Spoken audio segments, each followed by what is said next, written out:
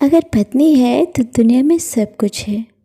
राजा की तरह जीने और आज दुनिया में अपना सिर ऊंचा रखने के लिए अपनी पत्नी का शुक्रिया कीजिए।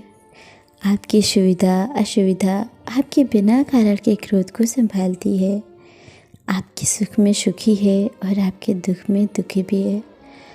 आप रविवार को देर से बिस्तर पर रहते हैं, लेकिन इसका कोई रविवार या त्यौहार नहीं होता है। चाय लाओ, पानी लाओ, खाना लाओ, ये ऐसा है और वो ऐसा है। कब अकल आएगी तुम्हें? ऐसा ताने मारते हैं। उसके पास बुद्धि है और केवल उसी के कारण तो आप जीवित हैं, वरना दुनिया में आपको कोई भी नहीं पूछेगा। अब जरा इस स्थिति की सिर्फ कल्पना करें। एक दिन पत्नी अचानक रात को गुजर जाती है। घर में रोने की आवाज़ आ रही है। पत्नी का अंतिम दर्शन चल रहा था। उस वक्त पत्नी की आत्मा जाते जाते जो कह रही है उसका वर्णन कुछ इस तरह से है।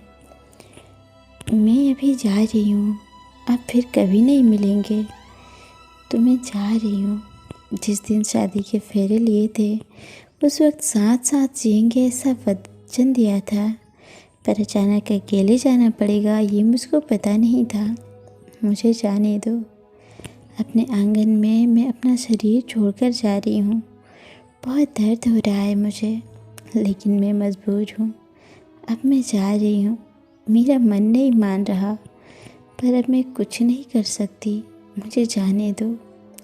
बेटा और बहू रो रहे हैं, देखो मैं ऐसा नहीं देख सकती और उनको दिलासा भी नहीं दे सकती हूँ। पोता बा बा करके रो रहा है, उसे शांत करो।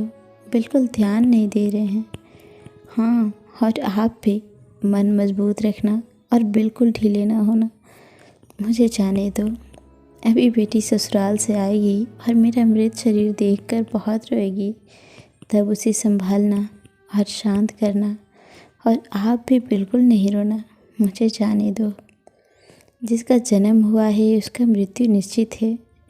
जो भी इस दुनिया में आया है वो वहाँ से ऊपर गया है। धीरे धीरे मुझे भूल जाना, मुझे बहुत याद नहीं करना और इस जीवन में फिर से काम में डूब जाना।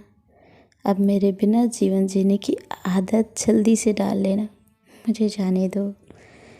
आपने इस जीवन में मेरा कहाँ कभी नहीं माना। अब जिद छोड़कर व्यवहार में विनम्र रखना।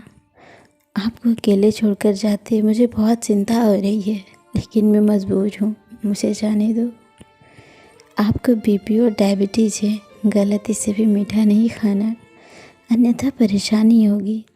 सुबह उठते ही दवा ले लेना। दवा भूलना मत।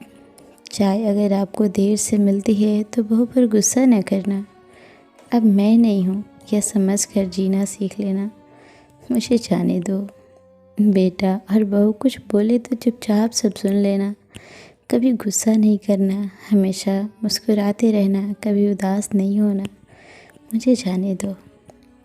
अपने बेटे के साथ खेलना, अपने दोस्तों के साथ समय बिताना। अब थोड़ा धार्मिक जीवन जिए ताकि जीवन को सम्मित किया जा सके। अगर मेरी याद आए तो चुपचाप रो लेना, लेकिन कभी कमज़ोर नहीं होना। मुझे जाने दो।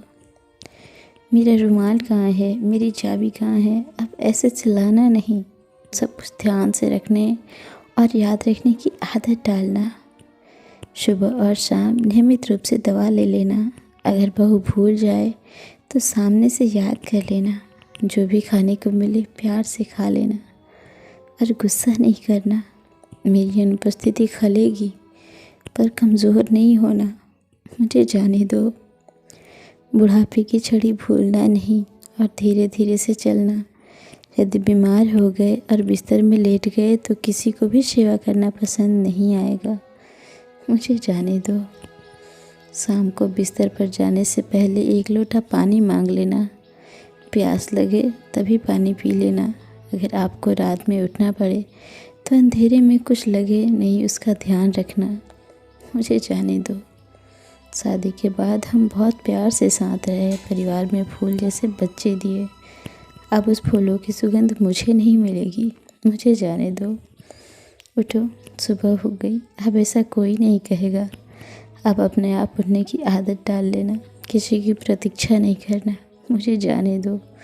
और हाँ, एक बात तुमसे छुपाई है, मुझे माफ़ कर देना। आपको बिना बताए बाजू की पोस्ट ऑफिस में बचत खाता खुलवाकर 14 लाख रुपए जमा किए हैं। मेरी दादी ने सिखाया था, एक एक रुपया जमा करके कोने में रख दिया। इसमें से 5-5 लाख बहू और बेटी को देना और अपने खाते में 4 लाख रखना अपने लिए। मुझे जाने दो। भगवान की भक्ति और पूजा करना भूलना नहीं।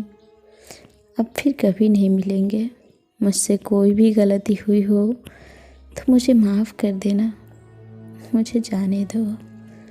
सो फ्रेंड्स, आपको ये पोस्ट कैसा लगा हमें कमेंट करके ज़रूर बताएं। चैनल पर नए हैं तो प्लीज़ चैनल को सब्सक्राइब ज़रूर कर लें।